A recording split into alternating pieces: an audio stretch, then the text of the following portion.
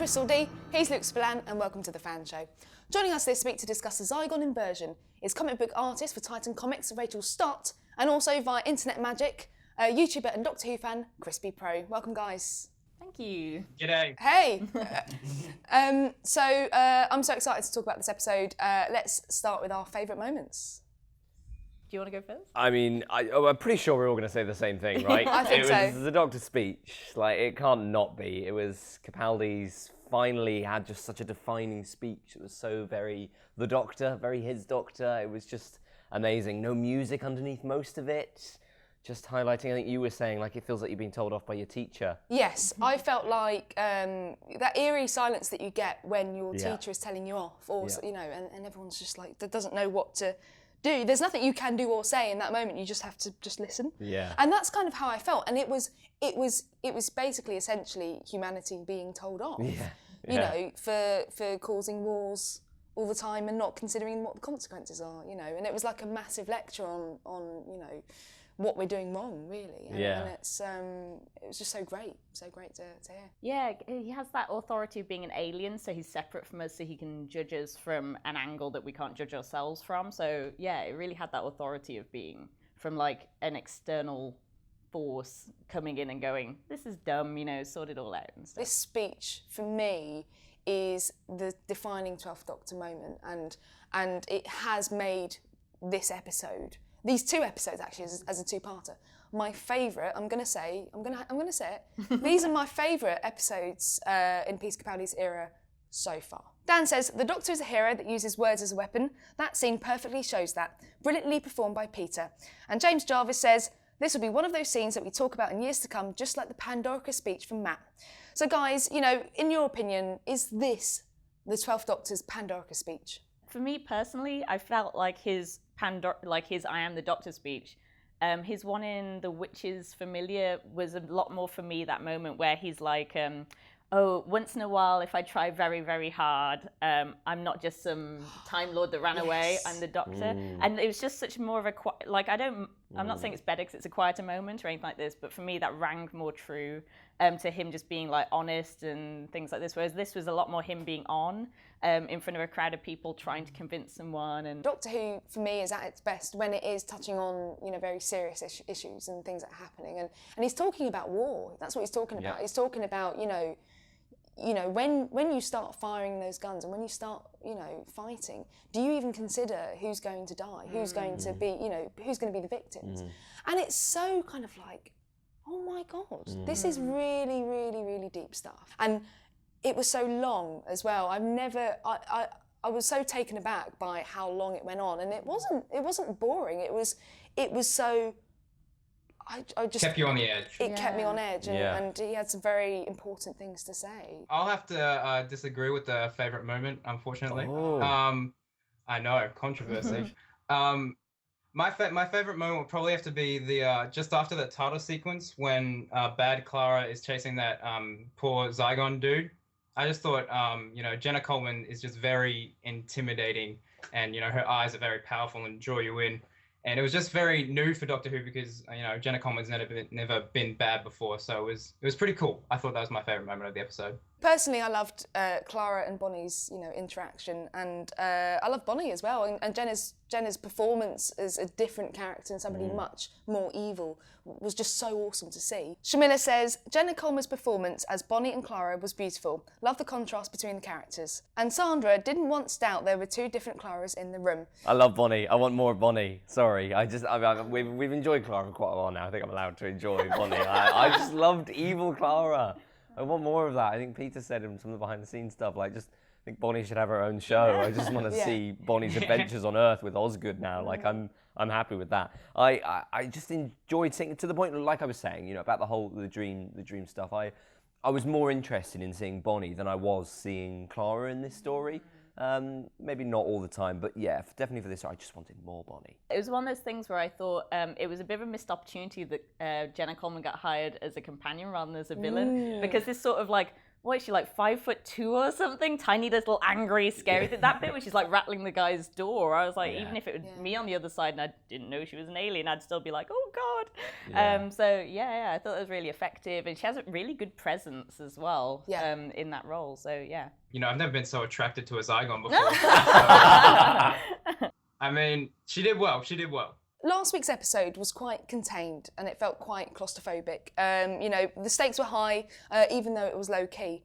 This week's things are taken to the streets as the Zygon is outed in public. However, it did feel quite desolate and it felt like there weren't that many people around. I mean, do you think there should have been more panicking, more people on the streets, you know, going crazy and stuff like that? We talked about this last week in the whole idea that I really like that for an Earth invasion story, this is actually quite, in terms of what we see, quite limited. There isn't any of the whole, you know, Trinity Wells, BBC News, there is none of that. The relationship of it all is quite contained, which I liked. In this second episode, it felt odd, didn't it? It felt quite, it did feel like there were just a few people here.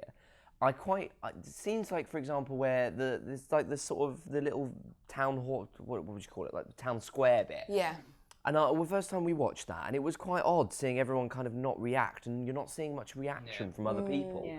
But then I rewatched it, and I realised that, they're all Zygons. It just clocked with me over the weekend. But it does create quite a weird atmosphere. It is very eerie, and I think the second time round, I think it worked for me a lot more. Yeah, totally. And I was like, actually, this is probably intentional. This is probably to make you feel like everything's just weird. And it did really help. Well, this week we finally get to see a proper Zygon transformation, and I think they were saving it. They were saving it for this episode. We finally got to see one, and actually, you know, it is pretty disgusting, and also it's quite sad as well. Daniel says it was technically outstanding, really disgusting, and Amy Louise says the transformation was fantastic, and the sound effects took it to another level. And personally, I thought it was really horrific, and I really felt for that poor guy.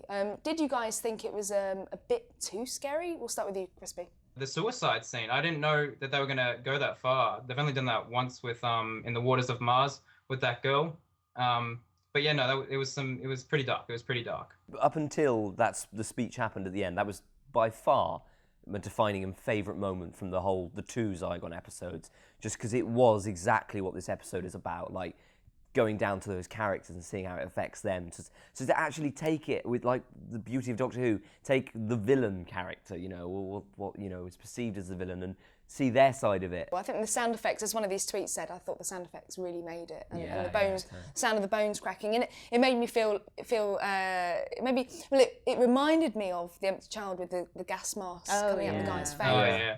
I think if I was a lot younger, if I was, you know, a kid, maybe 10, 11, 12, I would have thought this was really, really frightening. Yeah. And then also you've got, you know, somebody who just wants to live here, and it, you know, it's obviously hinting towards, you know, people coming from other countries and wanting to start their life here, which is, you know, and it's so sad. I think it's so harrowing to see him say that, and then obviously it ends up with him killing himself as well. It's very, very, very dark in my opinion. Well, this week Osgood gets invited to be a companion, and she chooses not to go with him. The Doctor's really sad, but as we discussed last week, you know, maybe it's, you know, for the best. Gilby P was gutted.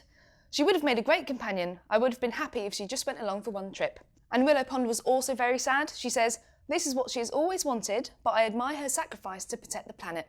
So guys, were you disappointed that Osgood didn't accept the offer?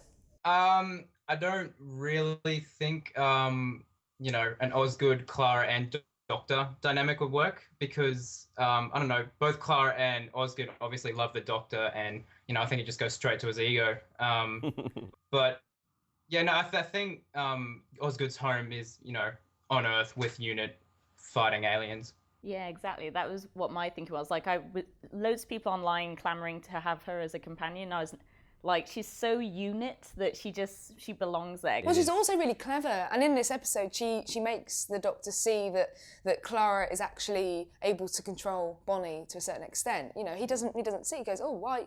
You know, oh, she's dead, and then Osgood's like, "Oh no," you know, she's actually able to. In some ways, you know, maybe it would be too two clever people in Yeah. the TARDIS, and Yeah. it might not be that interesting, because I think we still need that way in, I think, through the companion. Absolutely. But having said that, you know, I'd love to see Osgood again. You know, Oh yeah, I think totally. in the future, That'll pop up every series, yeah. yeah, I think in the future, I'd love to, every time there's something going on Yeah. Earth, I'd love it to pop back up. Next up time again. wearing Colin Baker's coat. Well, after all that, we find out that the boxes are actually empty. Did you find this a good resolution? Of course I did. I was convinced at the end of last week that the Osgood box was the moment. I thought that was going to be a big reveal and, you know, a big, you know, homage to the 50th. But they kept on asking, like, what is up with the Osgood box? Why is it called an Osgood box? And then they showed there's two. And I was like, oh, okay, it's obviously not the moment. And then the Doctor, you know, cleverly had the truth or consequences thing. And I thought it was really clever, you know, how the speech at the end was basically saying, you know, war is not the answer. You know, peace is the way.